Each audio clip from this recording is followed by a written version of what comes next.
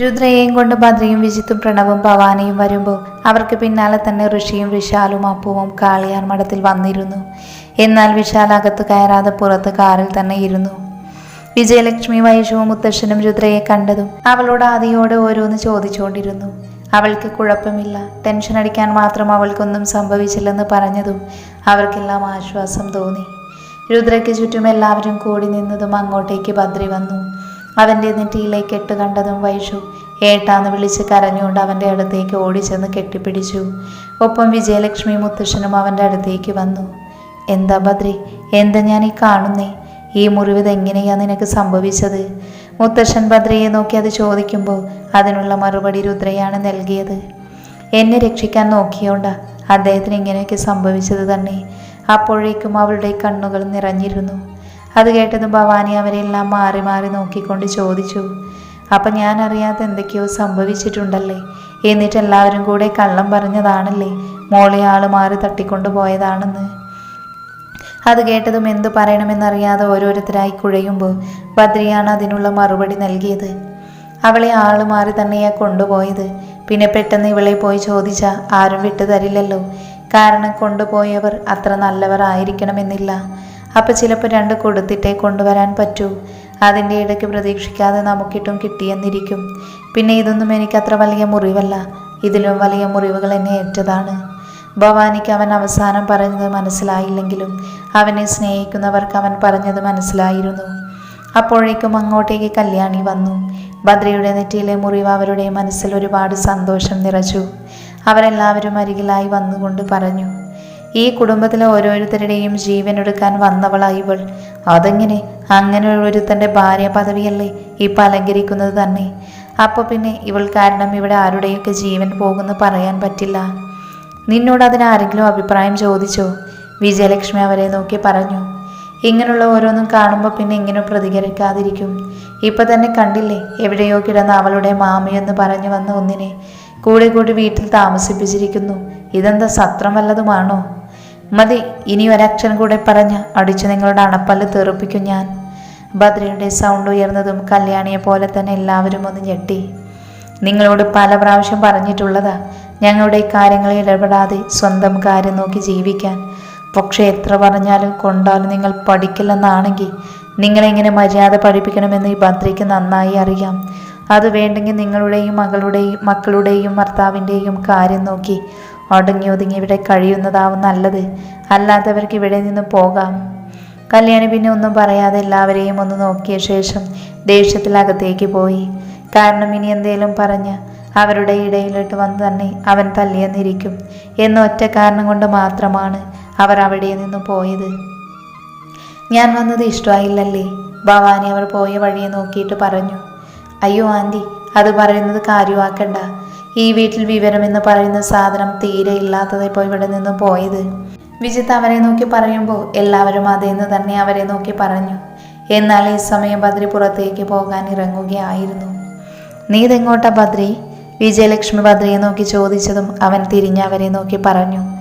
ഞാൻ കാറിൽ വെച്ച് ഫോൺ മറന്നു, അതെടുത്തിട്ട് ഇപ്പോൾ വരാം. അത് പറഞ്ഞ് ഭദ്രി പോകുമ്പോൾ ബാക്കി എല്ലാവരും ഓരോന്ന് സംസാരിച്ചുകൊണ്ട് അവിടെ തന്നെ നിൽക്കുകയായിരുന്നു. ഭദ്രി പുറത്തേക്ക് വരുമ്പോൾ കണ്ടു ഗേറ്റിന് പുറത്ത് കാറിൽ ചാരി നിൽക്കുന്ന വിശാലിനെ. ഭദ്രി വിശാലിൻ്റെ പിന്നാലെ ചെന്ന് ഒറ്റ ചവിട്ടിന് നിലത്തിട്ട ശേഷം അവൻ്റെ കഴുത്തിനെ കുത്തിപ്പിടിച്ച് ചുമരോട് ചേർത്ത് പിടിച്ചു. നിന്നോട് ഞാൻ പറഞ്ഞതല്ലേ അവൾക്ക് പിന്നാലെ വരരുതെന്ന്.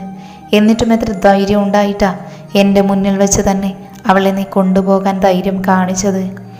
ഞാൻ അവളെ കൊണ്ടുപോകണമെന്ന് തീരുമാനിച്ചിട്ടുണ്ടെങ്കിൽ നിന്റെ മുൻപിൽ നിന്നല്ല, ആരുടെ മുൻപിൽ കൂടെ ആയാലും കൊണ്ടുപോയിരിക്കും.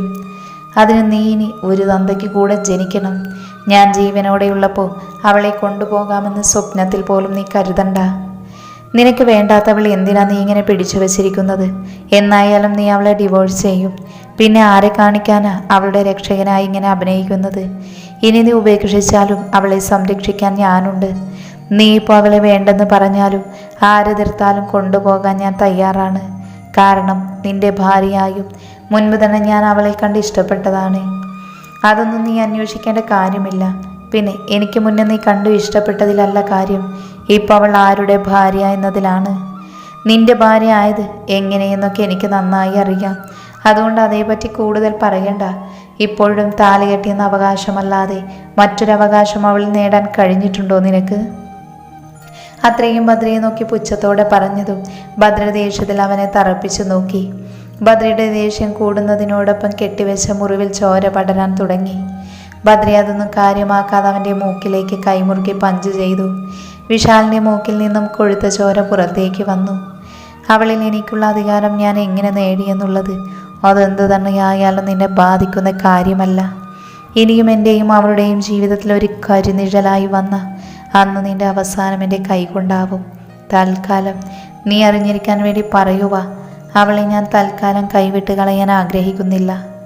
അത്രയും പറഞ്ഞ് അവനെ മുന്നിലേക്ക് പിടിച്ച് തള്ളിയിട്ട് പോകുമ്പോൾ വിശാൽ ദേഷ്യത്തിൽ കാറിൻ്റെ ബോണറ്റിൽ ആഞ്ഞു ചവിട്ടി.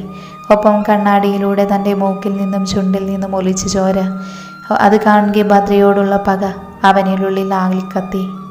ഭദ്ര ഗേറ്റിനകത്തേക്ക് വരുമ്പോൾ അവിടെ അവനെ കാത്തു കരങ്ങൾ കെട്ടി നിൽപ്പുണ്ടായിരുന്നു വിജിത്തും പ്രണവും. അല്ല, നിന്റെ ഫോൺ കാറിൽ വെച്ചാണോ മറന്നേ, അതോ റോഡിൽ വെച്ചാണോ? അതെ, എനിക്ക് നിന്നോടൊക്കെ തമാശ കളിക്കാൻ നേരമില്ല, വഴിയിൽ നിന്ന് മാറാൻ നോക്ക്. അത്രയും പറഞ്ഞ് അവരെ തള്ളി മാറ്റിക്കൊണ്ട് മുന്നിലേക്ക് പോയതും പ്രണവ് അവനെ നോക്കി പിന്നിൽ നിന്നുകൊണ്ട് തന്നെ ചോദിച്ചു, എത്ര എണ്ണം കൊടുത്തു നീ അവന്? അതിന് ഭദ്രയൊന്ന് നിന്ന് തിരിഞ്ഞിട്ട് അവരെ നോക്കി പറഞ്ഞു, കൊടുക്കാൻ നേരം എണ്ണാൻ പറ്റിയില്ല, ഇനി അറിഞ്ഞേ പറ്റൂ എന്നാണെങ്കിൽ അവൻ പുറത്ത് നിൽപ്പുണ്ട്, രണ്ടും പോയി ചോദിച്ചിട്ട് വന്നാൽ മതി. അത്രയും പറഞ്ഞ് ഭദ്ര മുന്നിലേക്ക് പോകുമ്പോൾ അവൻ പോയ വഴിയെ നോക്കി അവർ ചിരിക്കാൻ തുടങ്ങി. ഋഷിയും അപ്പവും പോയതിന് പിന്നാലെ രുദ്ര ഭദ്രയുടെ റൂമിലേക്ക് വന്നു. അവിടെ ഭദ്രയെ തലയിലേക്ക് ഇട്ടടിക്കാൻ നോക്കുവായിരുന്നു. ഇത് കണ്ടതും രുദ്ര ഓടി വന്ന് അവൻ്റെ കയ്യിൽ പിടിച്ചു. എന്തിനഴിക്കുന്നേ? ഒരു ചെറിയ മുറിവിന് എന്തിൻ്റെ ആവശ്യമില്ല. മുറിവിന് പുറത്തുകൂടെ ഉള്ള ചുറ്റിക്കെട്ട് അഴിച്ചുകൊണ്ട് ഭദ്ര അത് പറയുമ്പോൾ രുദ്ര അവനെ നോക്കിക്കൊണ്ട് പറഞ്ഞു, മുറിവൊന്ന് ഉണങ്ങുന്നവരെ അതവിടെ ഇരുന്നോട്ടെ പ്ലീസ്. ഇല്ലെങ്കിൽ എന്നോടുള്ള വെറുപ്പ് ഇതുവരെ മാറിയിട്ടില്ല, അതുകൊണ്ടാണ് ഈ കെട്ടഴിക്കാൻ നോക്കുന്നതെന്ന് കരുതും ഞാൻ. ഭദ്രയ്ക്ക് എന്ത് പറയണമെന്നറിയില്ലായിരുന്നു. അവന് പഴയ പോലെ അവളെ കണ്ടില്ലെന്ന് നടിക്കാൻ കഴിയാത്ത അവസ്ഥ. അവൻ അവളെ നോക്കാതെ ബെഡിലേക്ക് ചെന്നിരുന്നതും രുദ്രയും അവൻ്റെ അടുത്തായി വന്നു നിന്നുകൊണ്ട് അവൻ അഴിച്ചു വിട്ടു. അവൾ തന്നെ കെട്ടിക്കൊടുത്തു. ഭദ്ര ഒരു നിമിഷം അവളെ തന്നെ നോക്കിയിരുന്നു പോയി. ഇനി കുറച്ചു നേരം കിടന്നു, നന്നായി റെസ്റ്റ് എടുത്താൽ പെട്ടെന്ന് മാറും. അപ്പോഴേക്കും ഭദ്ര അവളെ നോക്കി ഒന്ന് മൂളിക്കൊണ്ട് ബെഡിൽ കിടന്ന് കണ്ണുകളടച്ചു. അപ്പോഴും രുദ്ര അവൻ്റെ അടുത്തായി തന്നെ ഭദ്രയെ നോക്കി നിൽപ്പുണ്ടായിരുന്നു. ഭദ്ര ഉറങ്ങിയെന്ന് തോന്നിയതും അവൻ്റെ അടുത്തായിരുന്നു കൊണ്ട് തന്നെ അവനെ വീണ്ടും നോക്കിയതിനു ശേഷം മെല്ലെ അവൻ്റെ ആ മുറിവിൽ അവളുടെ വിരലുകൾ കൊണ്ട് തഴുകി. അപ്പോഴേക്കും ഏട്ടത്തിയെന്ന് വിളിച്ച് വൈഷു അകത്തേക്ക് വന്നതും രുദ്ര അവളെ നോക്കി ചുണ്ടിൽ കരങ്ങൾ വെച്ചുകൊണ്ട് മിണ്ടലിനെന്ന് കാണിച്ചു. അതിനവൾ ചിരിച്ചുകൊണ്ട് അവളുടെ അടുത്ത് വന്ന് ശബ്ദം താഴ്ത്തിക്കൊണ്ട് പറഞ്ഞു, ഏട്ടത്തിയെ താഴെ വിളിക്കുന്നുണ്ട്, അത് പറയാനാ വന്നേ. അതിനവനൊന്ന് ചിരിച്ച ശേഷം ഭദ്രയെ ഒന്നുകൂടെ നോക്കിയിട്ട് വൈഷുവിനൊപ്പം താഴേക്ക് പോയിരുന്നു. രുദ്ര പോയതും ഭദ്ര കണ്ണുകൾ തുറന്ന് ബെഡിലേക്ക് എഴുന്നേറ്റിരുന്നു. അതിനുശേഷം അവൾ തലോടിയ തൻ്റെ നെറ്റിയിലേക്ക് അറിയാതെ അവനൊരു ചിരിയോടെ കൈ ചേർത്തു. അവനെവിടെ? പ്രണവ് അവളെ നോക്കി ചോദിച്ചു. ഉറങ്ങുവാ. ഉറങ്ങുന്നെന്നോ? അവനോ? അതും ഈ നേരത്തോ? ചിലപ്പോൾ ക്ഷീണം കാരണം ഉറങ്ങിയിട്ടുണ്ടാവും മോനെ. ഭവാനി അവരെ നോക്കി പറഞ്ഞ ശേഷം ഇരുന്നിടത്തു നിന്നും എഴുന്നേറ്റ് വിജയലക്ഷ്മിയും പ്രണവും വിജിത്തും ഇരിക്കുന്നിടത്തേക്ക് വന്നുകൊണ്ട് പറഞ്ഞു, നിങ്ങളോടൊക്കെ എങ്ങനെ നന്ദി പറയണമെന്നറിയില്ല. അത്രമാത്രം കടപ്പാടുണ്ട് ഇപ്പോൾ നിങ്ങളോടെല്ലാം. എൻ്റെ മോളെ ഇത്രമാത്രം സ്നേഹിക്കാൻ കഴിയുന്ന മോനും അവൻ്റെ കുടുംബവും ഒരിക്കലും അവൾക്ക് കിട്ടില്ലെന്ന് വരെ കരുതിയ സാഹചര്യത്തിലാണ് ഇത്രയും നല്ല കുടുംബത്തെ കിട്ടിയത്. അപ്പോഴേക്കും അവർ കരഞ്ഞിരുന്നു. അയ്യോ, എന്താ ചേച്ചി, സന്തോഷിക്കേണ്ട നേരത്ത് ഇങ്ങനെ കരയുവാണ് വേണ്ടേ? എനിക്ക് സങ്കടം വന്നാലും സന്തോഷം വന്നാലും ഇങ്ങനെ അത് ശീലിച്ചു പോയി. ഇവരുടെ കല്യാണം മുടങ്ങിയപ്പോൾ ഇനി ഒരിക്കലും എൻ്റെ മോളുടെ ജീവിതത്തിൽ ഒരു കല്യാണം ഉണ്ടാവില്ലെന്ന് പോലും കരുതി. പക്ഷേ ഇപ്പോൾ തോന്നുക, അശ്വിൻ എൻ്റെ മോളെ വേണ്ടെന്ന് തോന്നിപ്പിച്ചത് ദൈവത്തിൻ്റെ തീരുമാനമായിരുന്നു. അതുകൊണ്ടല്ലേ ഇത്രയും നല്ലൊരു കുടുംബത്തിൽ എൻ്റെ മോൾക്ക് വന്നു ചേരാൻ കഴിഞ്ഞത്. ഭവാനി അത് പറയുമ്പോൾ രുദ്ര ഒഴികെ ബാക്കി എല്ലാവരും അവരെ നോക്കി. ആരായി അശ്വിൻ? അപ്പോൾ ഏട്ടത്തിയുടെ കല്യാണം ഉറപ്പിച്ചതായിരുന്നു? വിജിത്ത് അവരെ നോക്കി ചോദിച്ചു. അപ്പം മോളൊന്നും പറഞ്ഞിട്ടില്ലായിരുന്നു നിങ്ങളോട്? ഞങ്ങളായി ഇതുവരെ അവളെ പറ്റിയൊന്നും ചോദിച്ചിട്ടില്ല. അവളായിട്ട് തന്നെ എന്തെങ്കിലും പറയട്ടെന്ന് കരുതി. അവളായി പറയില്ല ഒരിക്കലും ഒന്നും. കാരണം ഉള്ളിൽ എന്ത് വിഷമം വന്നാലും അവൾ ആരോടും പറയില്ല. പക്ഷേ അതവൾക്ക് താങ്ങാതെ വരുമ്പോൾ ആദ്യം ഓടി വരുന്നത് ഈ എൻ്റെ അടുത്താവും. എൻ്റെ ഏട്ടൻ്റെ മോളാവൾ. ഏട്ടൻ്റെ അടുത്ത കൂട്ടുകാരനായിരുന്നു ദാസേട്ടൻ. അതുകൊണ്ട് തന്നെ ദാസേട്ടൻ എന്നെ ഇഷ്ടമാണെന്ന് ഏട്ടനോട് പറഞ്ഞതും ഏട്ടൻ്റെ മനസ്സിലും അങ്ങനെ ഒരു ആഗ്രഹമുള്ളത് കൊണ്ട് ആ കല്യാണം നടത്തി തന്നു. അനുപമയ്ക്ക് 2 വയസ്സ്. ആ സമയം ഞാൻ ആകാശന് 8 മാസം പ്രഗ്നൻറ്റ്. അപ്പോഴാണ് ഏട്ടൻ്റെ കല്യാണം. എന്നെ കെട്ടിച്ച കുറച്ച് കടമുണ്ടായിരുന്നു. അതെല്ലാം ഒതുക്കിയിട്ടായിരുന്നു ഏട്ടൻ കല്യാണം കഴിച്ചത്. രുദ്രമോളെ പോലെ തന്നെ പാവായിരുന്നു ഇവളുടെ അമ്മയും. ദേവി. എൻ്റെ പ്രായമായതുകൊണ്ട് തന്നെ ഞാൻ ഏട്ടത്തിയെന്ന് ഒരിക്കലും വിളിച്ചിട്ടില്ല. എനിക്കെൻ്റെ കൂടപ്പിറപ്പിനെ പോലെയായിരുന്നു അവൾ. കല്യാണം കഴിഞ്ഞ് വർഷം കുറച്ചായിട്ടും ഏട്ടനും അവൾക്കും കുഞ്ഞുങ്ങളില്ലാത്തതിൽ രണ്ടാൾക്കും നല്ല വിഷമമായിരുന്നു. അപ്പോഴെല്ലാം ദാസേട്ടനും ഞാനും ഒരുപാട് ധൈര്യം കൊടുത്തു. ഒരുപാട് നേർച്ചയുടെയും വഴിപാടിൻ്റെയും ഫലമായാണ് ഇവളെ കിട്ടിയത്. അതുകൊണ്ട് സാക്ഷാൽ ഞങ്ങൾ ആരാധിക്കുന്ന പാർവതി ദേവിയുടെ പേരായ രുദ്ര എന്ന് തന്നെ ഇട്ടു. ഏട്ടനെയും ദേവിയെയും കളേറെ ഇവളെ കൊഞ്ചിച്ചു വളർത്തിയത് ഞാനായിരുന്നു. അതുകൊണ്ട് തന്നെ അവളുടെ ഏതാഗ്രഹവും ആദ്യം എന്നോട് പറയുക. അതുകൊണ്ടാണല്ലോ വളർന്നപ്പോൾ തൻ്റെ ഉള്ളിൽ ആദ്യം മുട്ടിട്ട പ്രണയം പോലും ഈ എന്നോട് വന്ന് പറഞ്ഞത്. ഭവാനി അത് പറഞ്ഞു രുദ്രയെ നോക്കുമ്പോൾ അവൾ അവരെ തന്നെ നോക്കിയിരിക്കുകയായിരുന്നു. ഈ സമയം ഭദ്ര ഇതെല്ലാം കേട്ട് സ്റ്റെപ്പിൻ്റെ മുകളിൽ നിൽപ്പുണ്ടായിരുന്നു. അശ്വിൻ, അതായിരുന്നു പേര്. അവൻ്റെ അച്ഛൻ ചെറുപ്പത്തിലേ മരിച്ചു. അമ്മയും ചേച്ചിയും അടങ്ങുന്നതായിരുന്നു കുടുംബം.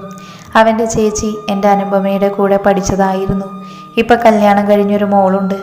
അവളുടെ ഭർത്താവ് ഗൾഫിലായതുകൊണ്ട് നാട്ടിൽ അവനും അമ്മയും മാത്രമായതിനാൽ ഇവർക്കൊപ്പമായിരുന്നു താമസം. ആയിടക്കായിരുന്നു ദാസേട്ടൻ്റെ മരണം. അതുകൊണ്ട് ഏട്ടനോട് ഇത് പറയാനായില്ല. പിന്നെ ഇവളുടെ സന്തോഷമായിരുന്നു എനിക്ക് വലുത്. അതുകൊണ്ട് പിന്നീട് ഒരിക്കൽ ഞാൻ തന്നെ ഈ കാര്യം പറഞ്ഞ ഏട്ടനെ കൊണ്ട് സമ്മതിപ്പിച്ചു. എന്നാൽ അതിന് മുന്നിൽ നിന്ന് എതിർക്കാൻ എൻ്റെ മോനും മോളും ഉണ്ടായിരുന്നു. കാരണം ആകാശിന് ഇവളെ ഇഷ്ടമായിരുന്നു. പക്ഷേ ആ ബന്ധത്തിന് എനിക്കിഷ്ടമല്ലായിരുന്നു. എൻ്റെ മോനാണെങ്കിൽ തന്നെ അവൻ്റെ കയ്യിലില്ലാത്ത കൊള്ളരുതായ്മ കാണില്ല. കഞ്ചാവ്, കള്ളുകൂടി എല്ലാം ഉണ്ട്.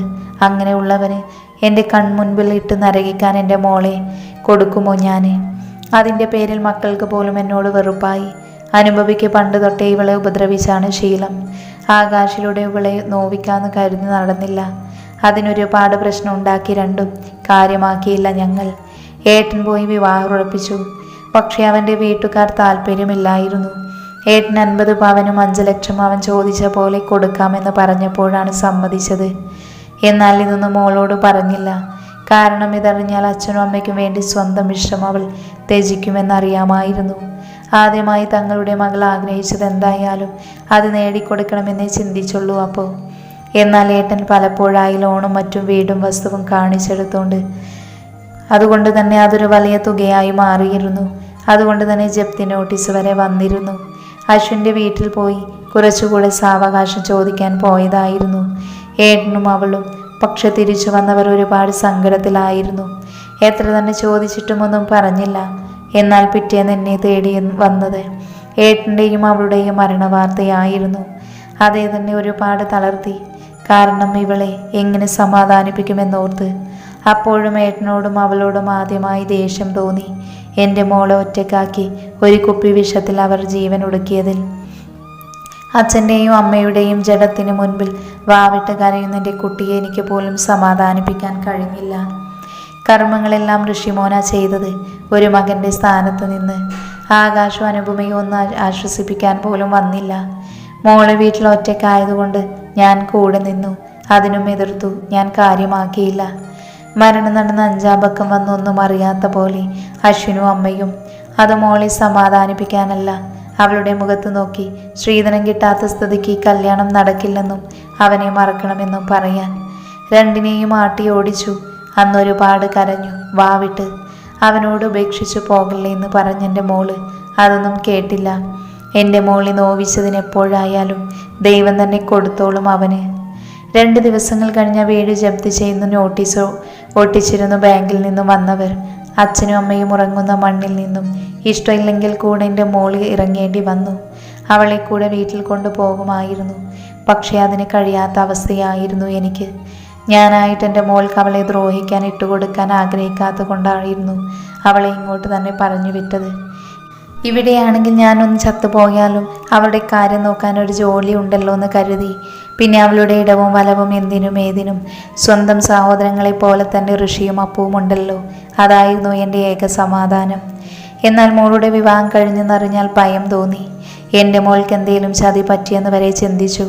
പക്ഷേ ഇല്ല, അവൾ വരേണ്ട കുടുംബത്തിൽ തന്നെയാണ് വന്നതെന്ന് ഇവിടെ വന്ന് നിങ്ങളെല്ലാവരും അവളോട് കാണിക്കുന്ന സ്നേഹം കണ്ടപ്പോൾ എനിക്ക് തോന്നി.